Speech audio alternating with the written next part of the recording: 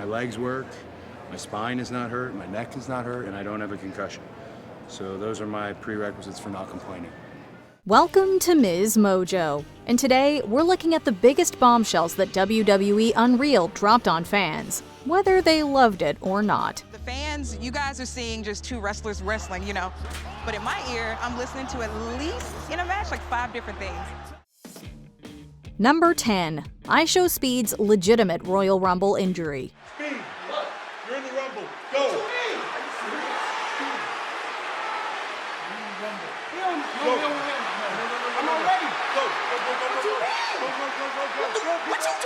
iShowSpeed's surprise entry during the 2025 Royal Rumble broke the internet. But while it seemed spontaneous, Triple H had the entire moment planned to the most minute detail. So, during this match, right before Tozawa goes out, who's fairly early, we're gonna bring Speed in here. You'll be right here, like talking to Speed, camera guy's here. It worked like a charm, as Speed's involvement and quick elimination racked up millions of views online. Still, Speed didn't walk away unscathed. Guys, show Speed in half! Let me know if he's okay. Backstage footage showed the social media personality nursing a deep gash on his leg, leaving him visibly shocked and in pain. Are you actually good?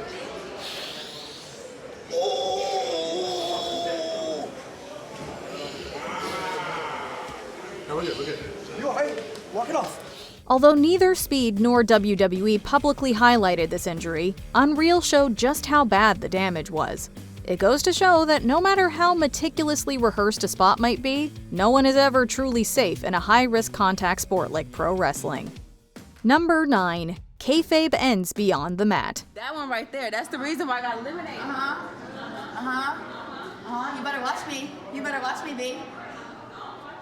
Unreal not only gives us a peek behind the curtain, it rips it down completely. Showing wrestlers hanging out before and after going to war in the ring strips away the investment fans have in their storylines. While heartwarming in their own way, these moments undermine the foundation of pro wrestling's long-enduring legacy. So it might leave a mark, because I gotta make sure it makes the noise. Yeah. Oh, you should get a tattoo of it if it makes a mark. Bro, I will put the date on it if it makes a mark.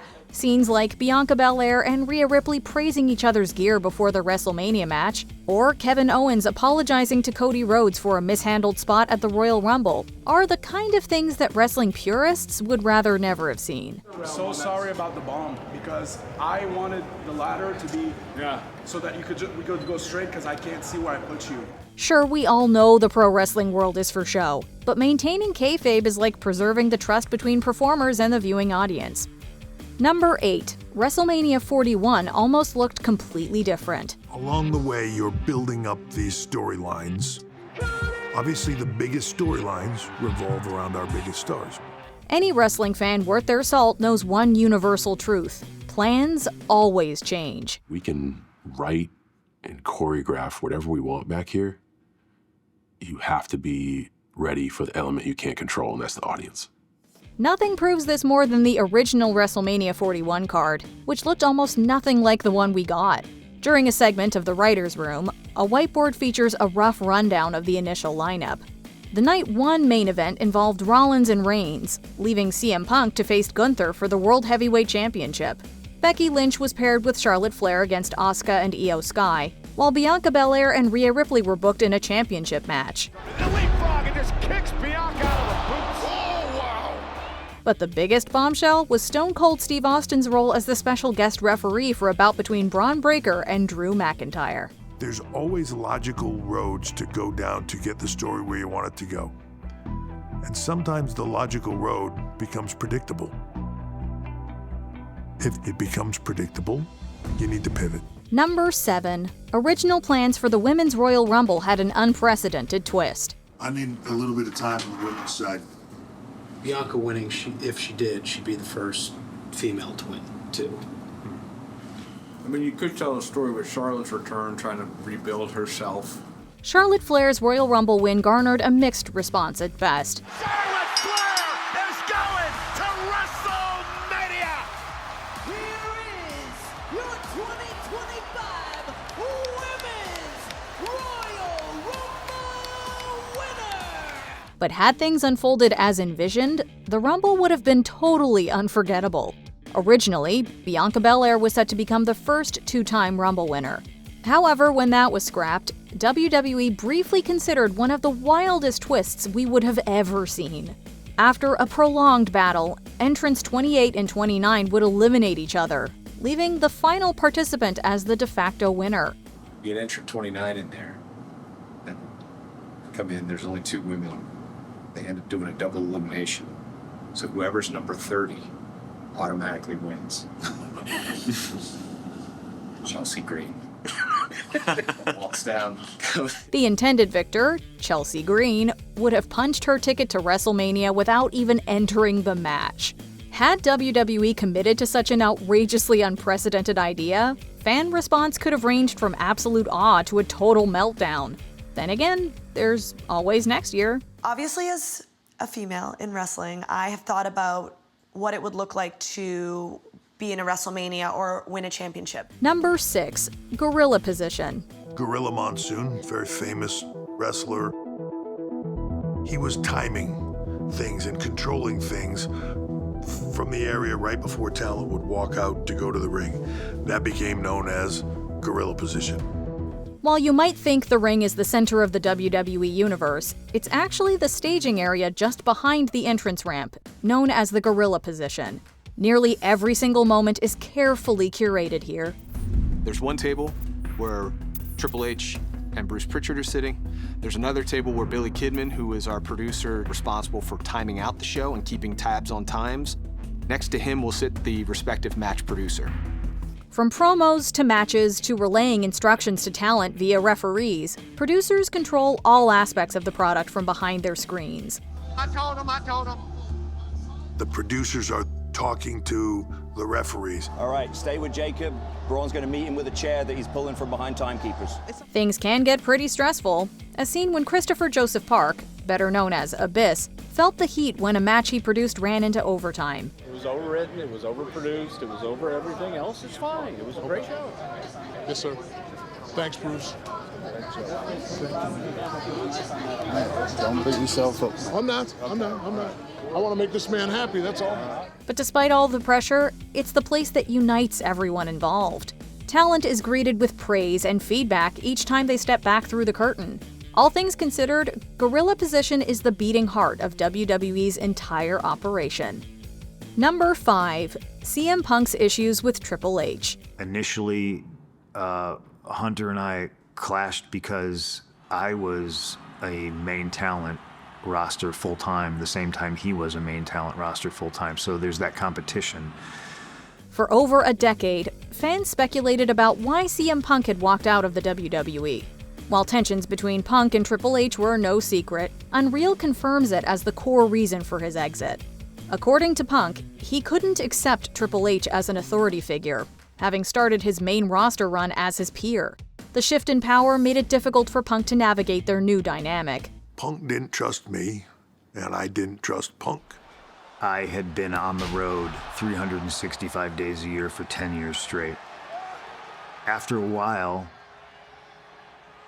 the wheels fell off. Even more surprisingly, Triple H revealed that he and Punk had discussed a potential return long before it ultimately happened.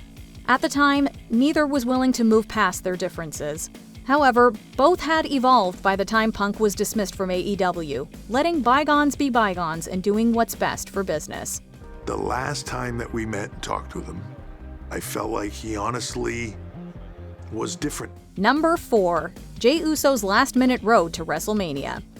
I won't put a rocket on your ass. That's what I have planned between now and Mania. I won't put a rocket on your ass, but I need to know that rocket doesn't crash land. Does that make sense? Yeah, you can put it on. CM Punk was originally booked to face Gunther at WrestleMania 41, making him the frontrunner to win the Royal Rumble. At the same time, WWE also considered putting John Cena over in his last Rumble.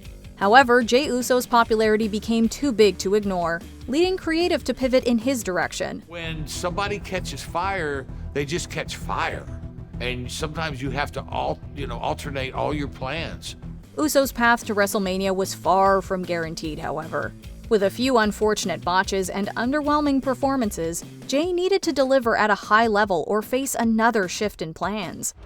Make no mistake about it, it was off track for a couple weeks, and everybody was worried.